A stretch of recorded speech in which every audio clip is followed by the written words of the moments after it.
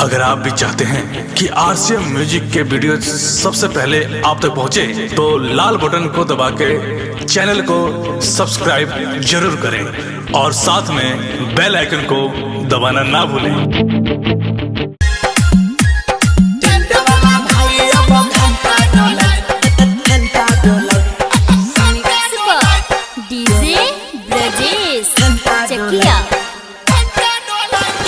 उठ कसतूरी गलह गुलाबी आँख मोए खाना भइल। उठ कसतूरी गलह गुलाबी आँख मोए खाना भइल। आए है टेंट वाला भाई अब घंटा डोलाई चला बड़ा वेट समय आना भइल। टेंट वाला भाई अब घंटा डोलाई चला बड़ा वेट समय आना भइल। उठ कसतूरी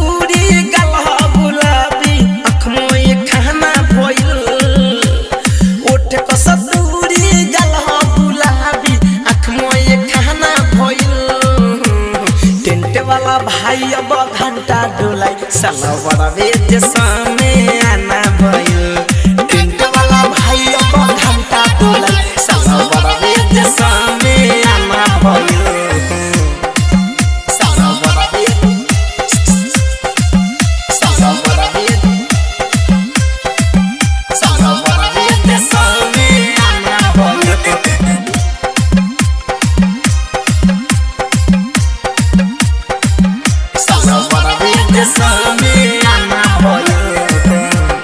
चले कमर बिला खाके लागे कि मार दी है ठोकर।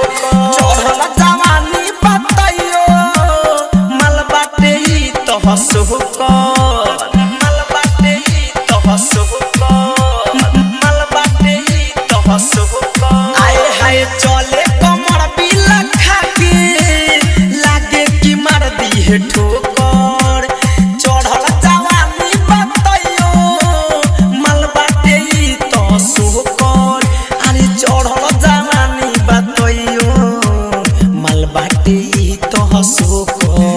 लइका ताए के धले ला देखते बुढ़वा दीवाना बा। हाँ लइका ताए के धले ला देखते बुढ़वा दीवाना बा। टेंट वाला भाई अब घंटा डोलाई साला बड़ा वेट समय आना भइल। टेंट वाला भाई अब घंटा डोलाई साला बड़ा वेट समय आना भइल।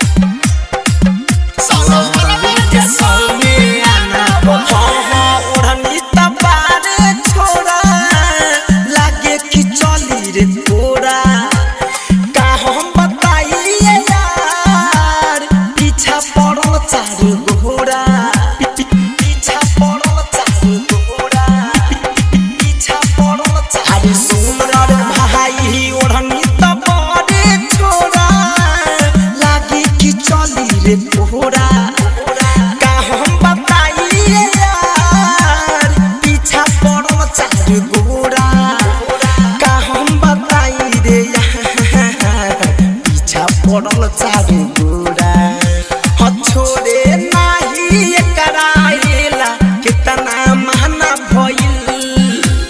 छोड़े नाही कराएला कितना महना भइल। टेंट वाला भाई अब घंटा डोला साला बड़ा वेट समय आना भइल।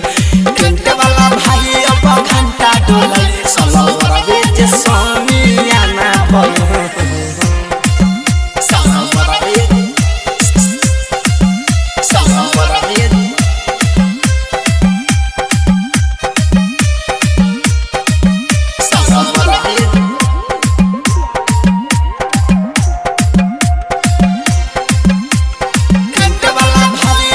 घंटा